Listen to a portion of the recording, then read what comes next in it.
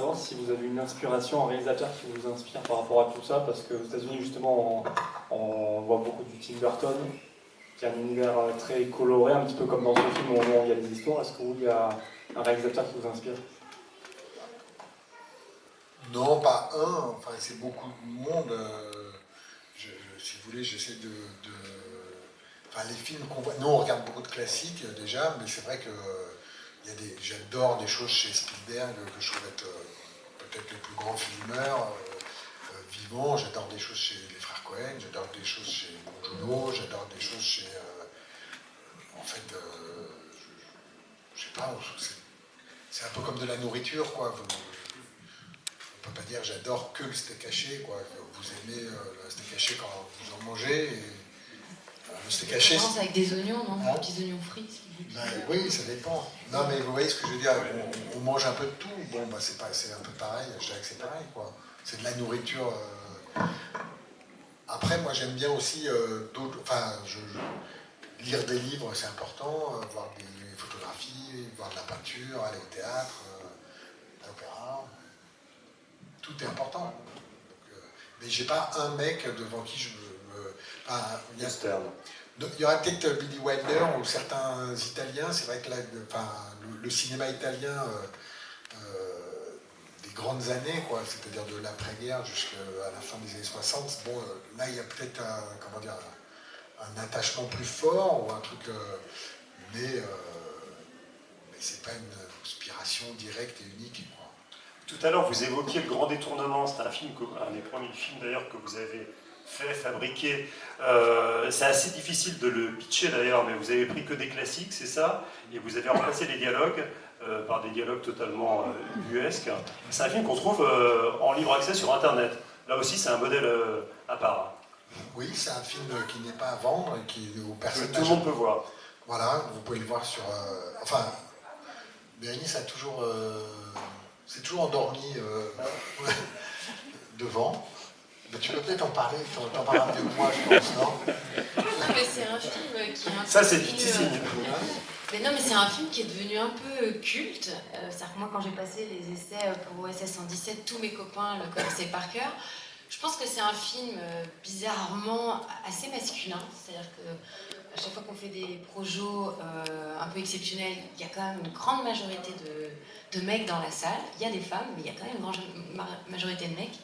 Et c'est des extraits de vieux films classiques avec des grands acteurs américains. Généralement, je crois qu'il n'y a que des Américains.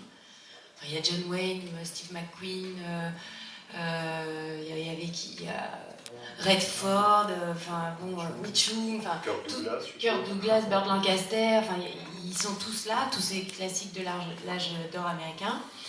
Et donc il a mélangé plein de films de cette époque-là. Il leur a fait dire absolument n'importe quoi. Mais vraiment, je ne peux même pas donner d'exemple.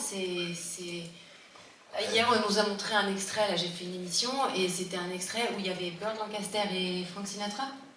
Non, et Dean Martin, et toute la scène, c'est je t'ai vu le premier, non, c'est moi qui t'ai vu le premier, attends, mais je te jure, je crois que je t'ai vu le premier, alors je t'ai vu le deuxième, alors ok, je t'ai vu le deuxième, et puis ça coupe, on les retrouve au bar, alors je t'ai vu le deuxième, non, je t'ai vu le premier, écoute, tu commences à me gonfler, je t'ai vu le premier, j'adore ton pins. Voilà, ça c'est, je vous ai fait un teasing. Ça me fait encore marrer. Et ça fait, non mais c'est-à-dire que ça fait marrer les gens depuis 30 ans, quoi. Enfin, j'exagère, mais c'était quand t'avais 20 ans, sans dévoiler ton âge, ça fait à peu près 25 ans que ce film existe. Ils signent des autographes sur des affiches que les gens ont fait. Il y a quelqu'un qui a carrément restauré chaque petit bout de film. Il va faire un livre dessus, avec des dessins, des trucs, des machins. C'est ce genre de films qui ont une vie par eux-mêmes, quoi. Alors, est-ce que certaines, parce que je m'adresse aux femmes, d'entre vous, ont vu Le Grand Détournement? En entier. En entier. En entier? Tu t'es pas endormi? Voilà, elle a adoré.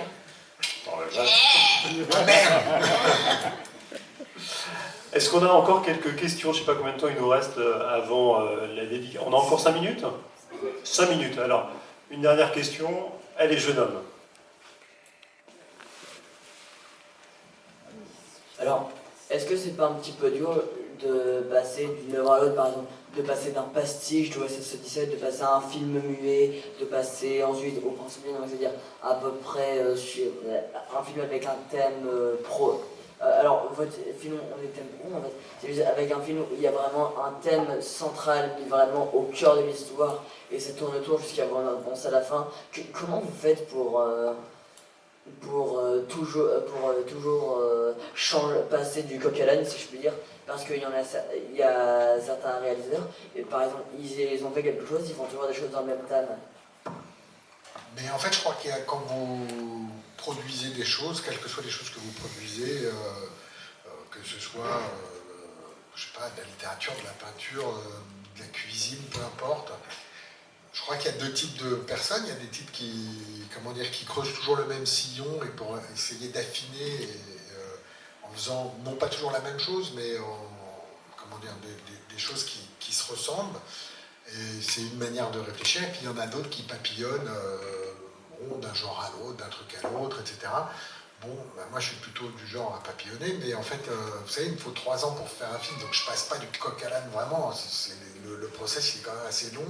J'ai le temps à chaque fois de faire des recherches, m'immerger.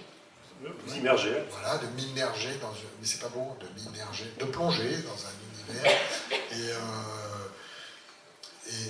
Et voilà, donc c'est des processus assez lents en fait. En fait, c'est devenu une espèce de, pas de gag, mais c'est devenu une espèce de truc où à chaque fois on me dit, ah bah vous êtes toujours là, on vous attend pas, nanani, nanana. Mais en fait, c'est comme, enfin, je veux dire, je reviens pas en champion de badminton ou je sais pas, avec un livre de cuisine. Ça reste des films, quoi, quand même. Donc bon, c'est pas non plus si éloigné les uns des autres. Très bien. Je voudrais juste terminer en disant que... Je voudrais juste terminer en disant qu'on a quand même un lave-vaisselle par rapport à ce qu'elle disait.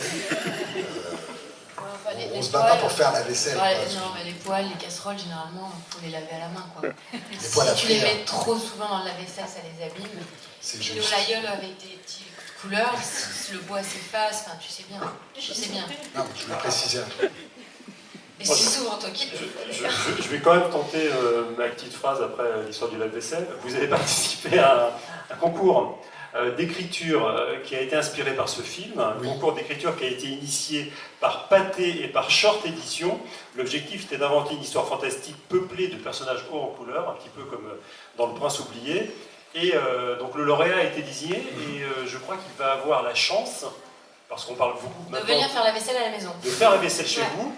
Et en même temps, de voir son livre, enfin son histoire, lue par Omar Sy sur un livre audio. Ouais. Voilà. Donc absolument. Mais j'ai découvert cette... J'ai découvert cette maison qui s'appelle Short Édition, qui ont quand même un truc hyper bien, je trouve. Là, il n'y en a pas. Mais c'est des espèces de petits distributeurs à histoire, en fait, dans des lieux un peu comme des gares, ou, enfin des lieux où les gens potentiellement peuvent attendre. Et en fait, vous demandez, vous pouvez avoir une histoire suivant, alors elle peut faire 2 minutes, 3 minutes, 5 minutes, 6 minutes, et on vous distribue une histoire, et je trouve que c'est